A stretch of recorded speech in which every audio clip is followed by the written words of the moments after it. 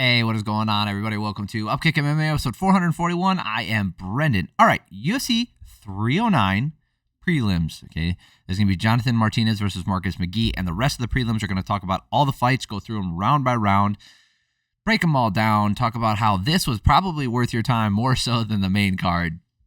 If you like this kind of thing, subscribe to the channel. That way, the next video is coming out. I'd appreciate it. If you do find yourself liking this video, hit the like button. All right, let's get started. So, Jonathan Martinez taking on Marcus McGhee. Like I said at the top of this is there were more fights on the prelims that are worth your time to go back and watch. So if you skipped them and just caught the main card, just the pay-per-view, I would go back and watch the prelims. There was some really good stuff on there, not the least of which of Jim Miller, awesome fight. David Onama, Roberto Romero was fantastic. Tybura, like there was just a lot of stuff that's worth your time, a lot of finishes, so you can go through it relatively quick if you're just skipping through the commercials. So go check those out. Anyway, Jonathan Martinez versus Marcus McGhee. Fight starts. We're looking.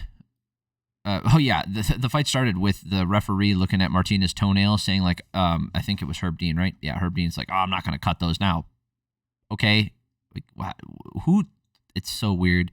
I mean, it is an issue. I'm not saying that long toenails are acceptable, like you should just let them be in there, but they brought it up later instead of before he walked in there, and he's like, I'm not going to cut them now. So you're not going to cut them because they're not bad, or you're not going to cut them because you're in the octagon and it's too late and we're just going to let him go in there with a potential issue. That's kind of weird. First time I've ever seen that one. Fight starts with oh, yeah, I already said that. Anyway, John Anik says Martinez in the blue, but they're purple. You dork. They're purple shorts. Measuring starts with both guys, unless he's colorblind, in which I kind of feel bad, but that should be in his notes. He is pretty darn good at everything that he does, so that's just a small mess up on his part. Measuring starts with both guys. Trying with the kicks, trying to get their distance, range management. McGhee is the first one to open up with the hands, looking to extend his combinations, landing hooks. Martinez looks like he's just out of his element, right? Waiting way too much. McGhee taking advantage and landing plenty of kicks and staying active. I had him winning this round 10-9. He outstruck him 33-7, not even close. Like I said, Martinez just waiting too much. Anytime Martinez gets on the pressure and looks like he's about to settle in for a striking exchange, McGhee beats him to it, right? So he'll get set up, he'll move into position, and you're like, all right, now he's about to throw a feint, he's about to do something, and then too late. He waits too long, McGhee lands first, and just not enough offense from Martinez. This is a 28. It's 2018. He needs to keep going with those low kicks, and he might get a finish. You could set up the hands with those low kicks, especially after you damage him and you make it so he can't walk right or can't move, and then you could just outright get a finish by kicking the legs. I wrote this down at the end of the second round. I promise. Martinez is finding success with those low kicks again. McGhee comes back over the top with his own, and then goes over the top with some like a four-hook combination. So even when Martinez does land well, McGhee outlands him. Martinez hurts him with a leg kick and then going after it again. Still dangerous with that right hand, even though his right leg is hurt and has to switch his stance. McGhee staying active even though he's hobbled on the right leg, has to switch stances all throughout this round. Even with all that damage to the leg of McGhee, this last round was pretty darn close. I give it to Martinez because of how much damage he did with those leg kicks, and because McGhee was clearly affected by it, and Martinez did get outstruck here 27-24, but I feel like that made up the difference. It was pretty darn close. If you gave this round to McGhee, I'd be like, that makes sense, because it's just he was waiting so much. Any surprises on the scorecards here? No, all three judges have it the same way. First two rounds going to McGhee, and then the last round to Martinez. Martinez, man, I don't know if he's shell-shocked from his loss to Aldo or what's going on, but, dude, I know he's better than that. I think everybody knows he's better than that. Damon Jackson taking on Jim Miller. It's hard for me not to get excited when I see Jim Miller fight and then get a win like this. Draxon? Stupid. Jackson trying to take the center, wanting to trade, finding the right hand as Miller shells up to fire back. Miller able to quell the forward pressure and force Jackson to shoot, but no dice on that, can't get taken down. Jackson shoots again later in the round, and even though he's having success on the feet, I don't know why he shot. Jackson was doing better on the feet. Look at the striking numbers here, 16-10. He was outstriking him. I felt like he was doing better at distance management. Yes, he was getting backed up at the moment, but I felt like he was doing a good job. And then he freaking goes for a takedown, and then Jim Miller gets that beautiful arm-in guillotine, and like the tap almost comes immediately, but then he has to wait a second, and then he decides to tap again. Good grief. Jim Miller getting it fucking done. Let's take a minute, because he also said there's still some gas left in the tank. Let's take a minute just to appreciate how long this list is, because this is all UFC, mind you. This is not his Wikipedia page. Let's just scroll, shall we? Oh my God, there's so many fights. 2008, he fought David Barron. Matt Wyman in his second fight. Matt Wyman is was a really good fighter. 2008. I had just got out of high school. And this dude's fighting professionally, and then he went on that crazy run. Never got a title shot off of it, which is crazy. He loses to Gray Maynard, beats Mac Danzig, Steve Lopez, Dwayne Bang Ludwig, Mark Bosick, Gleison Tebow, Charles Oliveira. Charles Oliveira back in the day too, and then Kamal Shalaros. But that's the thing, is like he steps up and gets beat by Benson Henderson, and then he beat Melvin Gillard. Man, then he trades wins and losses pretty much for the rest of his career. I mean, he's had he went 3 and then 4 in a row. He went 3 wins in a row, 4 losses in a row. I'm just taking a moment. We're not doing a career retrospective. I just wanted to take a moment for everybody to appreciate how many goddamn fights he has. Like, that's crazy. How many fights in the UFC? That's nuts. And he still looks good. Obviously, I don't think he's a world beater anymore, but he knows that, and he goes out there and does what he needs to do. David Onama taking on Roberto Romero. Romero stepping up on short notice. This is his first UFC event. First UFC fight, sorry. He looked great in that first round. They're both landing low kicks. Romero landing harder. Romero using those kicks to set up the hands well, digging to the body, coming over the top, splitting the guard sometimes down the middle. Beautiful stuff. Onama's best shot is his lead left hook. Romero's lands 2 big right hands, puts Onama on his ass, but then he goes after the back and tries to, he wrestles with him instead of making him stand back up. I know hindsight's 2020, but there's so many moments you see these guys where they have this opportunity to get a quick finish or force a guy into an uncomfortable situation, and then they go into a grappling scenario. And yes, sometimes it works out, but a lot of times it just ends up like this. You give a guy an opportunity to recover, and then the thing is, Onama gets back up. He starts landing left hand, and he staggers him, ending the round trying to land some ground and pound. But that's not enough, right? He got outland. He did outland him here, 44-39, but he took a ton of damage when he got dropped. Romero, yes, it was a close round, but I gave it to Romero. Second round, Romero staying in his face and has some decent head movement, but he's getting tagged more this round, and he's kind of getting a little bit tired, and he's gone away from those leg kicks. Romero steps in for a spin and gets stuck and then ends up on his back, and that's the rest of the round. 36-26 for striking numbers in favor of Onama, and minute 26 seconds on his ass. So I have it 19-19 going to the third round. Normally, Onama is the guy who gets tired, so it's probably nice for him for this guy stepping up on short notice who's tired now. Onama comfortable out there, landing the jab at will, walking him down. Romero landing the low kick again, but it's not enough. He needed more of those in the second round. He went away from it. Onama catches a kick, tries to get it to the ground and play it smart, and that's the rest of the round. Again, some control time, 2 minutes and 42 seconds. He outstruck him here anyway, 41-9, but he was playing it safe to get that win. Smart move by him. All 3 judges had it the same way. They all had it 30-27, giving Onama that first round for that last little flurry. Makes sense. Most judges don't have the... who are the judges here? Derek Clearly, Dimitri, Chris Belinsky, Chris Lee, and Ron McCarthy. So a lot of guys don't have the the nuance in their brain to like pay attention to the things that actually happened there during the entire round. They put a lot more emphasis on what they just saw. It's a human thing, but you should get over it. Marcin Tybura taking on Jhonata Diniz. Diniz undefeated coming in here, taking on a veteran in Tybura, and this is what happens, man. You know, especially at heavyweight. Diniz going with those kicks to the body, and up top, Tybura presses him to the cage, but gets caught, ends up on his back, but then he uses the deep half sweep, comes up on top. Tybura spends 3 minutes on top, doing some small ground and pound, lands a couple good shots at the end of the round. He did have nearly 4 minutes of control time here.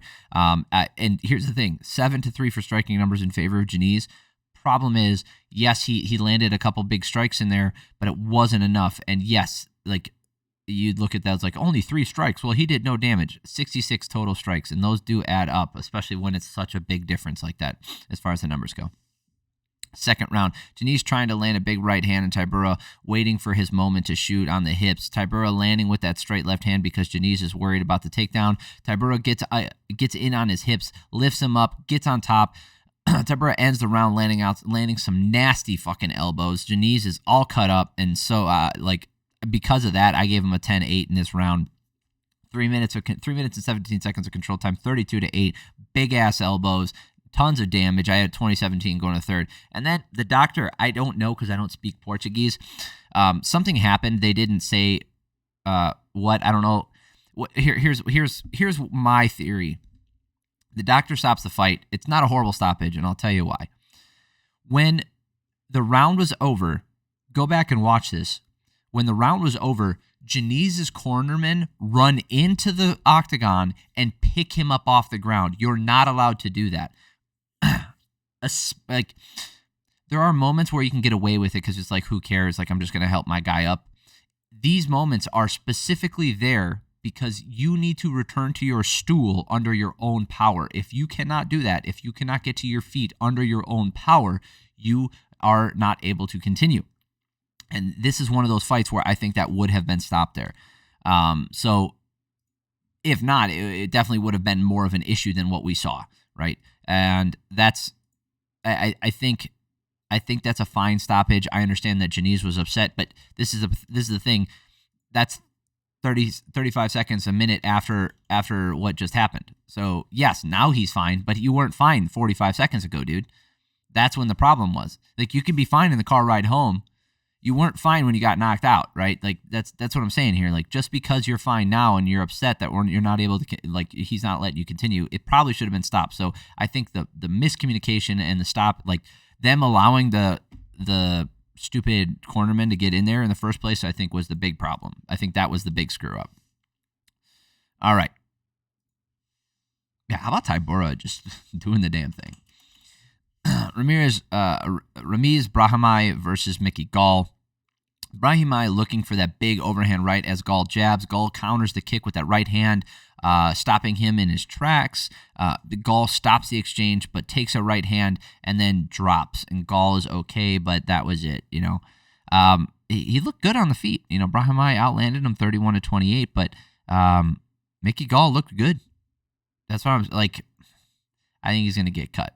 I mean, he had a weird career since he's been in the UFC. Obviously, being Mike Jackson, which was a bullshit fight, and then fighting CM Punk. That whatever, but they beat Sage Northcutt. That was like his big thing, right? Because they were pushing Sage Northcutt so hard. He ends up beating him. Loses to Randy Brown. There's no shame in that. George Sullivan loses to Diego Sanchez and bites him. That's not cool. Salim Toure. So like, and he loses to Mike Perry.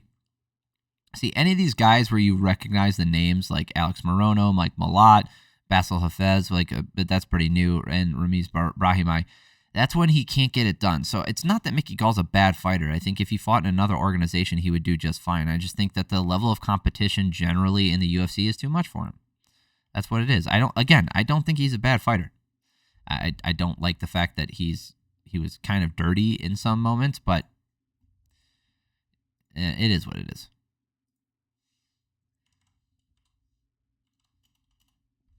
All right, Bassil Hafez versus Oban Elliott. Now, this one was a stinker, and it was unfortunate that it started what was the second fight on the card. All right, Hafez overextends, getting caught in the clinch, but uses the double overhooks, and then comes over the top with an elbow to get out of it. Elliott landing the stabbing front kick and the jab to keep the range as he circles the warning track. Hafez is having issues getting past those long strikes and getting into range. This round was a snooze fest, 25-10 for striking numbers in favor of Elliott, who's on his bike the entire time. Hafez landing a low kick, but then takes 3 low kicks in return in the second round. First half of this round looking just like the first, and then Hafez countering the low kick with a 1-2. Best shot of the fight for him so far. Just not enough volume for Hafez. This fight is a slog to get through. 29-12 for striking numbers in favor of Elliott.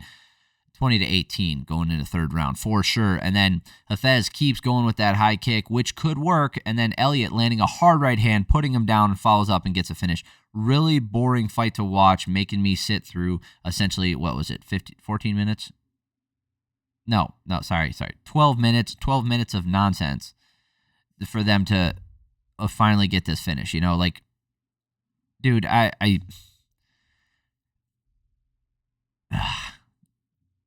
get it, and I'm not mad at Elliott for fighting smart. I'm just mad because I had to sit there and watch it. Same thing that happened on the main card with Bo Nickel, only we just didn't get a satisfying ending in that one. Okie dokies.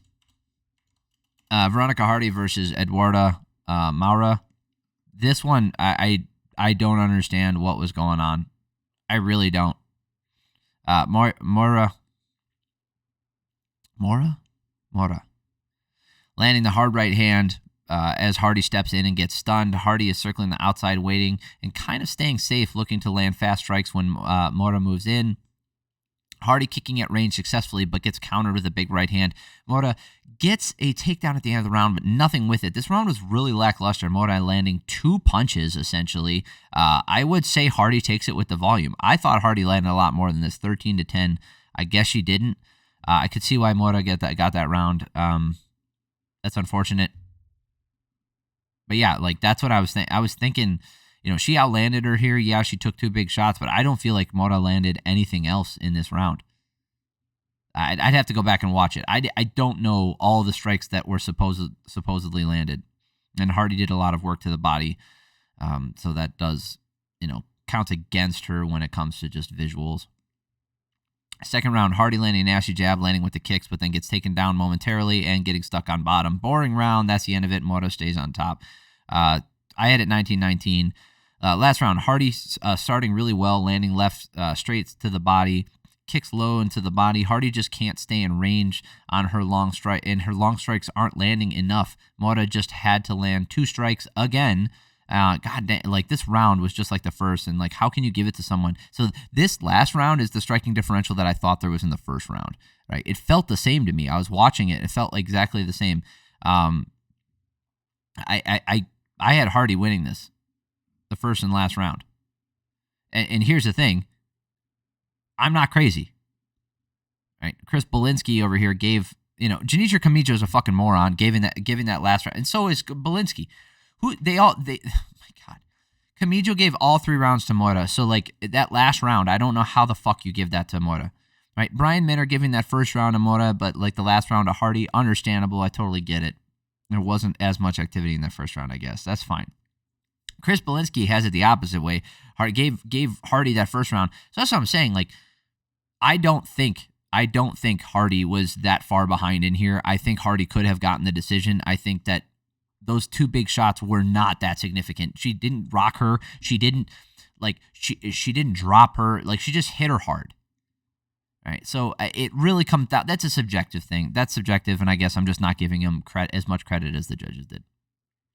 All right, that's it for the prelims. If you're looking for the main card, that's in the last video. I appreciate y'all for stopping by. Subscribe to the channel. That way, the next video is coming out. I really do appreciate it. It means a lot to me that you guys spend time watching these videos. Thank you guys for making it to the end. Love you guys. Have an amazing week. Peace.